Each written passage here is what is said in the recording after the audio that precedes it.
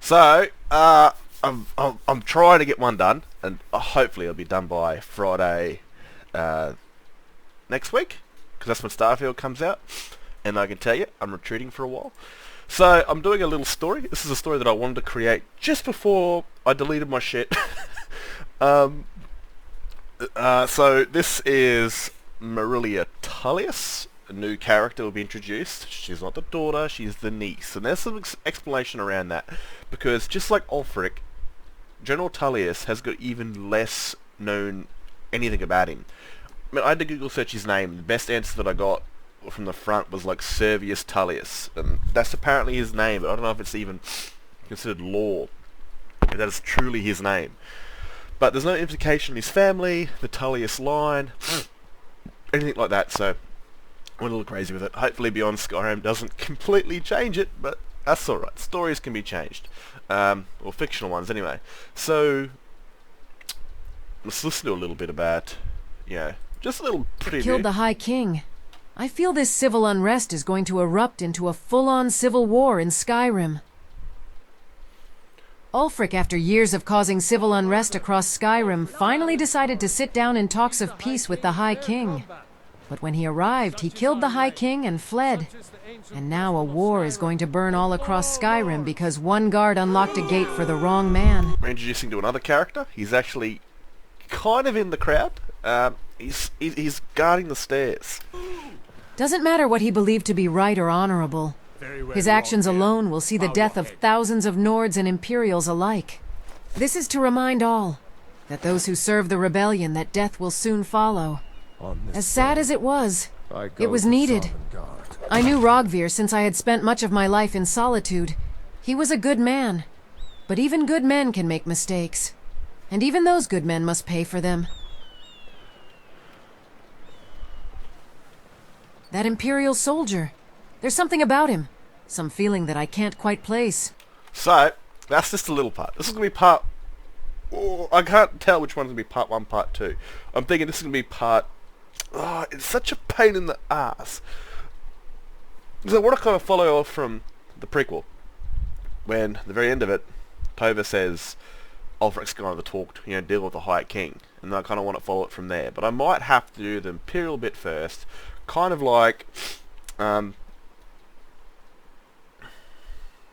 might even, have to add that Ulfric stuff into this one. So, instead of this being, a lot of Marilia talking, she might actually just show off... I don't know.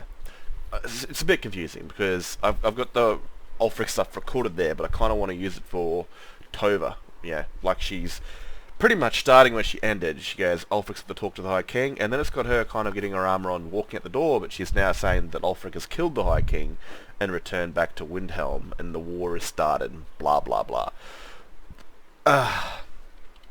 So, I need to place it at the right time. Now, normally when I ever do this story on my own, it's like, while Marilia and myself are attacking Fort Ragstag to get taken under control of the Empire, at the very same time down the cliff or down the mountain, the Bearclaw Raiders, Sigund, the Stormcloaks, are actually attacking the Thalmor Keep to rescue the Greymane.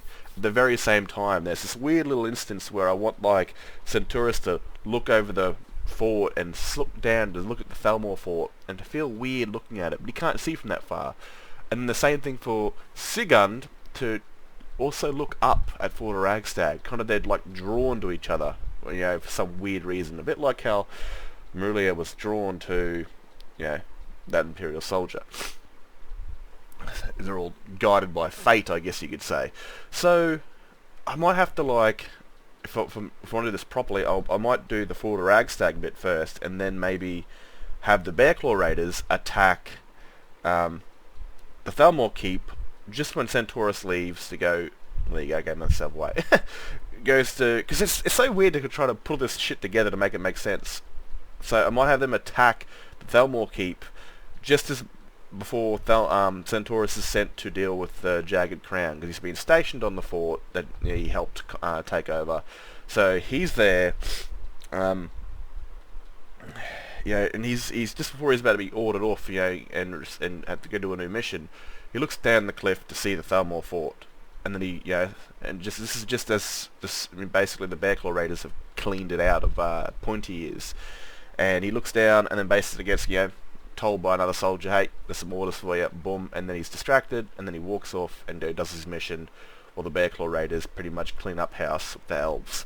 So that could be the way. So I might have this as part 1, Elmos part 2, but anyway, I'm going to get out of here because I got to get to work real soon, but hopefully I'll get this out before Friday.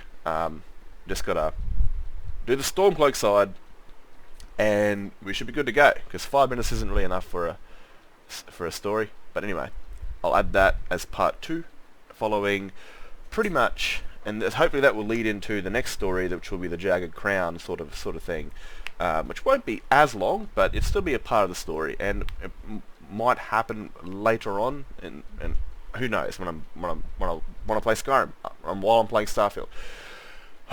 Anyway, that was a mouthful. I'm going to get out of here and catch you later. Look after yourselves. Peace out.